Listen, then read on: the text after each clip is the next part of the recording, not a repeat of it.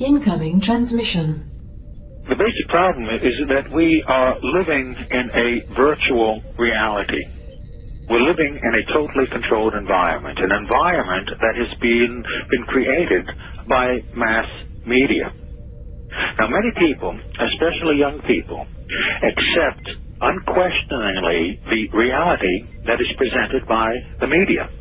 Popular culture, movies, television, music, carry messages about how society works and how people should behave. And so entertainment is not value-free. It has ideological content. It presents a worldview that influences the people who watch the programming.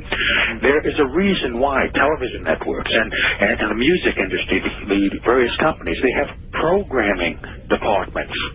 The programming that we are constantly assaulted by throughout our life conditions us, it programs us to a particular worldview. Now, we may consider it normal because we were born into this system of lies and deception.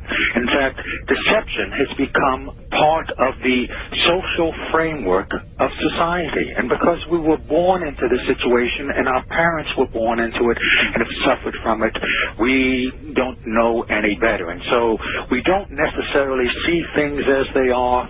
We see things as we are. Now, there are two primary means by which people are manipulated and controlled. One is very simple, very basic, and that is simply the control of information and the control of, if we don't have all of the facts on any particular topic, then our judgment is going to be no better than the quality of our information.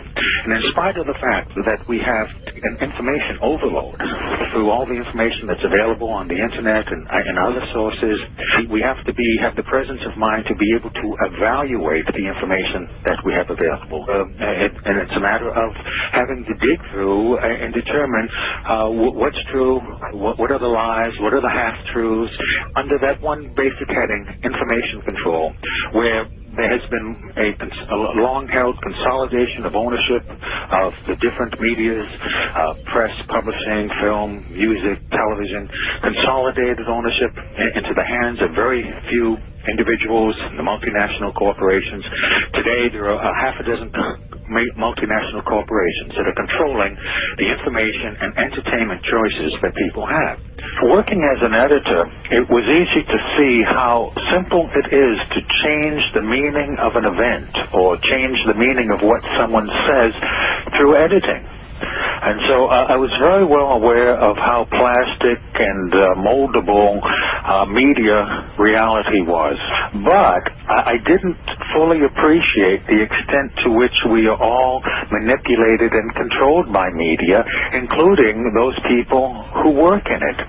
Using television as the prime example of how mental programming and mind control works, television is the most powerful weapon of psychological warfare in history. And yet, television, for many people, is a member of the family in the household.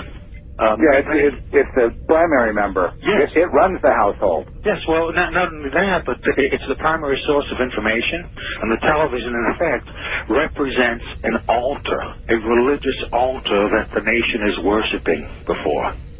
Many people don't think about the things that affect them subconsciously, because generally they don't know what to look for until someone comes around and starts pointing these things out to them, and then they can see how we are all influenced by unseen forces without our conscious awareness. In fact, the ultimate control is to control people without their conscious awareness. Again, television is a prime example.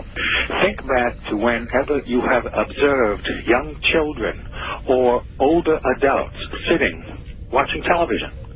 They have this glassy-eyed, vacant look in their eyes because they are in a trance state, in a hypnotic state of mind. This is very important, very significant, that the medium of television has the capacity to do this. And it doesn't matter what you're watching. the flickering effect of the television image.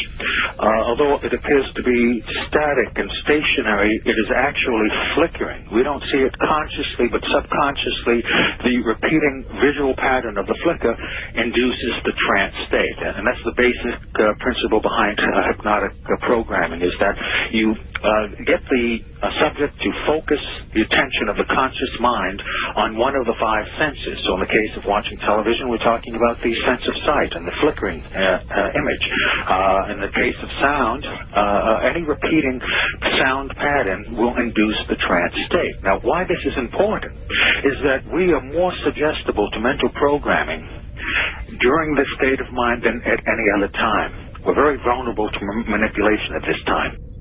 The first order of business for a propagandist or an advertiser is to create the circumstances that will induce a state of mind that is favorable to the reception of their message. And that state of mind is the hypnotic state of mind, making television extremely important in this whole process of creating a unified mindset among the entire population. Have you ever bought something and then later on wondered, why did you buy it?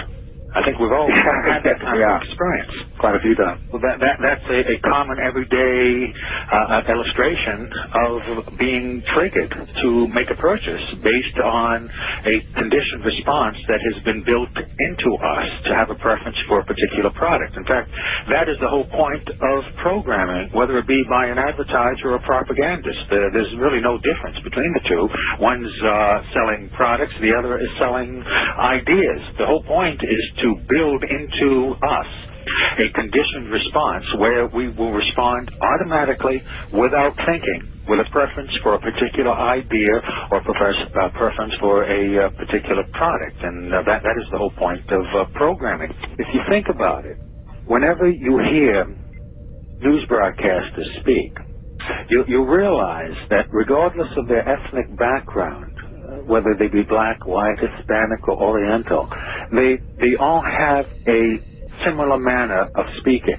They have a speech pattern that is associated with the dissemination of true factual information on the news broadcast.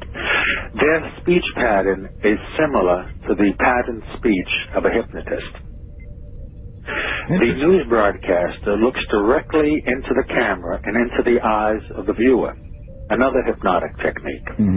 The newscaster is an authority figure, encouraging the acceptance of the information. People, one, will accept information that comes from an accepted and respected authority. And then the repetition of the information over and over and over again is what builds that conditioned response, so that whenever they are presented with the information again, then they'll accept it automatically without thinking about it. Do you think that the media is complicit in sort of the mind control aspect? Do you think that they are, because I'm a firm believer that the media is completely controlled. Yes. Okay. Yes, and that's my feeling as well, in my experience, that the media has become the fourth branch of government. Data received.